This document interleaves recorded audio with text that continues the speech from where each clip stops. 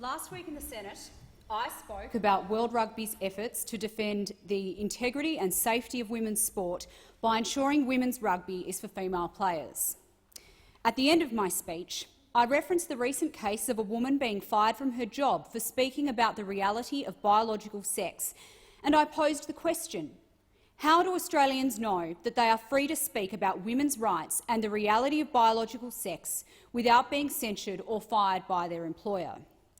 Well, it didn't take long to get the answer to that question, because the answer is Australians are not free to acknowledge the realities of sex or to defend the integrity of women's sport.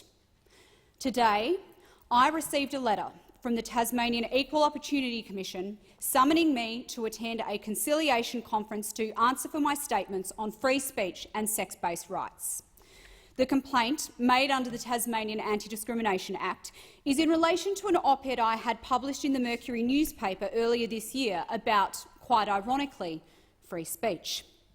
My op-ed started the recent publication of an open letter signed by 150 writers and academics in defence of free speech offers a glimmer of hope that we can put a stop to the anti-democratic cancel culture which has taken root in many corners of our society. Well, I'm not so sure about there being a glimmer of hope for free speech now. The complaint letter I received today goes on to say, in referencing my actions, it is clear or can be inferred from her comments that she considers people who are born male and then seek to live as a female should not have access to female toilets, facilities or sports. This is problematic because excluding someone who was designated by male at birth and currently expresses their gender as female from single-sex facilities or sport may be direct discrimination on the basis of gender identity. It is open to the Commissioner to dismiss the complaint as vexatious and without substance, but she has chosen instead to pursue it and to compel me to attend a compulsory mediation with the complainant. Another part of the complaint relates to my response to an email I received after my op-ed on free speech was published. The email I received asked me to clarify if I understand the difference between sex and gender. In my reply, I said, I do understand the difference.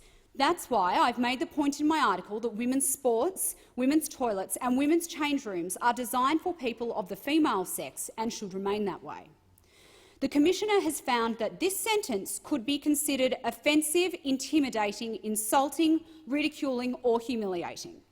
The Commissioner goes on to say in her letter to me, it is arguable that following shifts towards unisex toilets, it is no longer necessary to have separate toilets based on sex. Of course, the complainant and indeed the Anti-Discrimination Commissioner are perfectly free to disagree with me on this issue. Indeed, they are both perfectly free to never cast a vote for me as a Senator for Tasmania if they don't wish to do so. But I'm quite sure there are plenty of Tasmanians who do agree with me on this, and they have every right to have their say and for their views to be represented in the federal parliament by people such as myself. It is deeply concerning that in a democracy, instead of using our own free speech to respond and perhaps even campaign against me in an election, some people are instead seeking to use the law to silence me and every Tasmanian who shares my concerns. Being summoned by a quasi-judicial body to appear and explain why I say that males shouldn't be in female change rooms or in female sporting competitions is an indictment on the state of free speech in this country.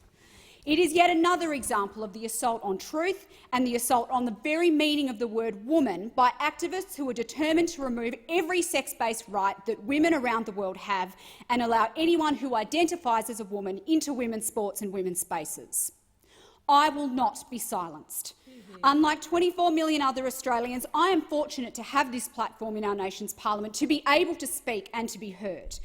But this complaint, just like the complaints and the legal actions in recent years against others for saying what they believe in, sends a clear and chilling message to every Australian that free speech is dramatically under threat in this country.